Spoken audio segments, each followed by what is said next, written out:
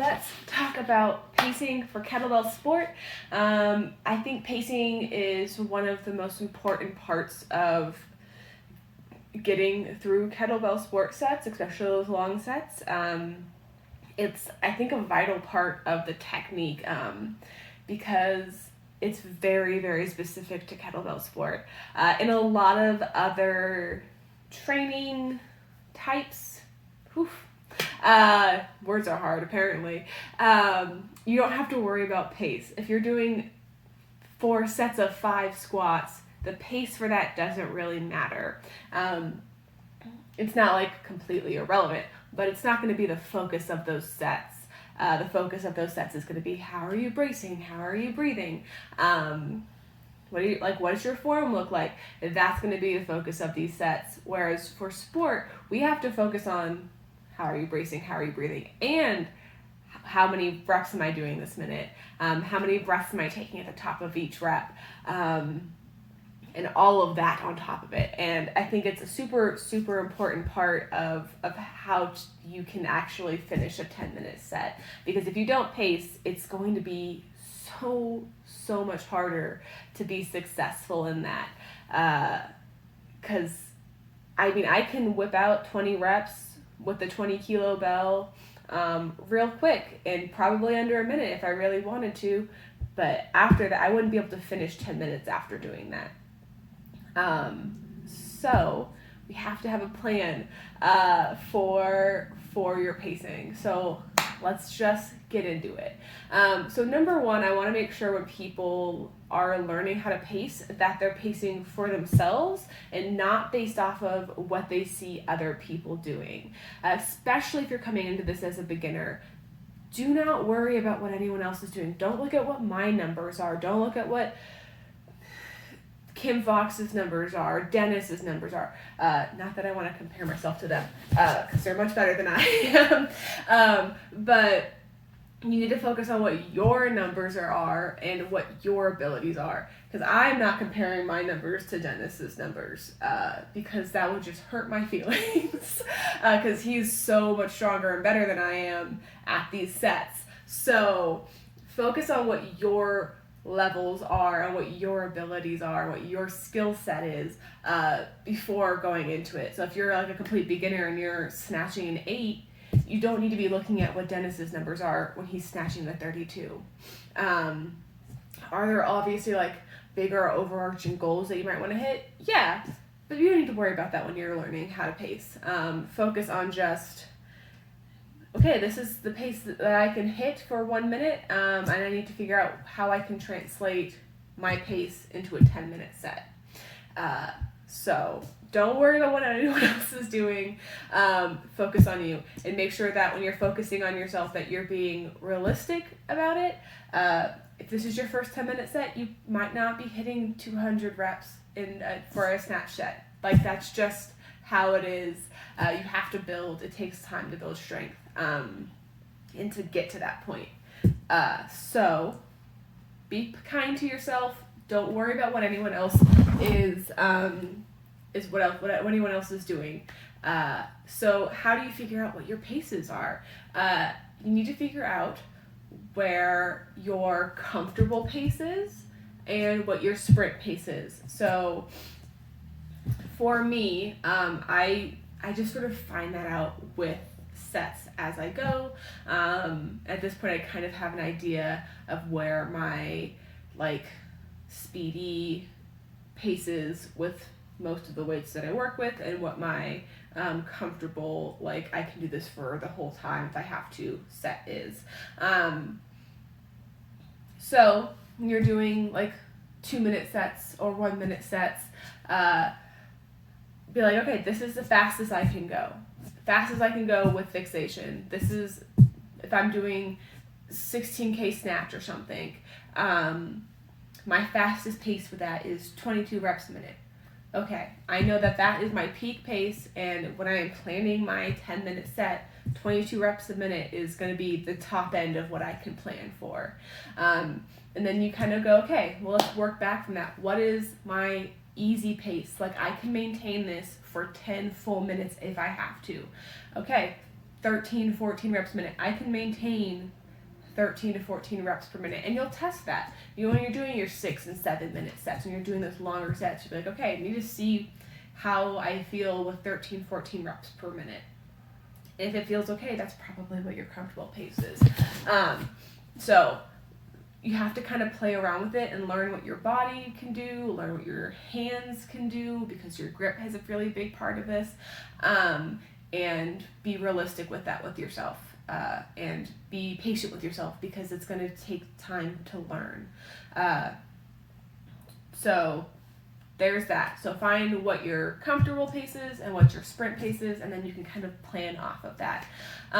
When you are planning for a competition set or a 10-minute set, I like to have a few different goals. I have my overarching goal, like, okay, if I'm doing a 10-minute snatch set, I want to hit 200 reps. That's my pie in the sky goal. I want to hit 200 reps in the set. So I kind of break it down from there, minute by minute, how many reps I need to be hitting per minute. And I focus only on that minute when I'm doing the set. All the other minutes don't matter. It doesn't, not a care in the world. Once I get past minute one is gone, and I don't give a fuck about it anymore.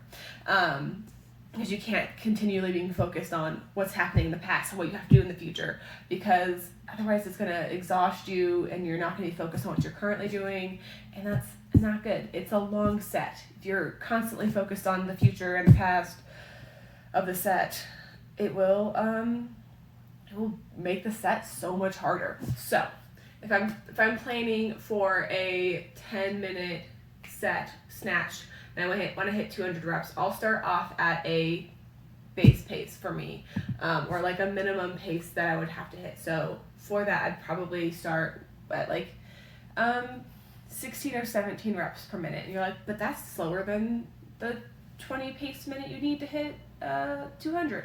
Yes, I can pick up those reps at the end. It's always, always, always going to be better to start slow, because some days the bells are heavier. Some days it's not going to happen, and it's going to feel bad. And I would rather finish the set at a less reps than I had planned than have to drop the bell or put the bell down because I started off too fast. So start slow with your sets. Especially if you're planning for long sets, start at an easier pace. If it feels good, you add a rep, right? Like it feels good. Okay, 18 reps feels fine. I'm gonna add a rep this next minute. 19 reps. That feels fine. No, it feels hard. Okay, I'm gonna maintain that. I'm gonna hit 19 reps this next minute, and you just kind of go through the set each minute by minute. And if you hit the rep goals that you want to hit, awesome. That's great. Just keep rolling. If you don't hit the rep goals that you want to hit, sucks. Keep moving. It doesn't matter. That's what I mean, like when I say I don't think about the next minute. If I hit 18 reps my first minute and that's perfect, and then something fucks up in my second minute and I only hit 15 reps, all right, doesn't matter. It's gone. It's out of the brain. You can't focus on it anymore. So you go, okay, next minute. Doesn't matter what happened in that last minute. You just have to worry about what you're currently doing. And that's how I get through those 10-minute sets pacing wise. And that's also if you get too fast or if you have to take a break or something, I just let it go. There was a question about like what happens if you have to slow down or if your pace gets messed up. Let it go.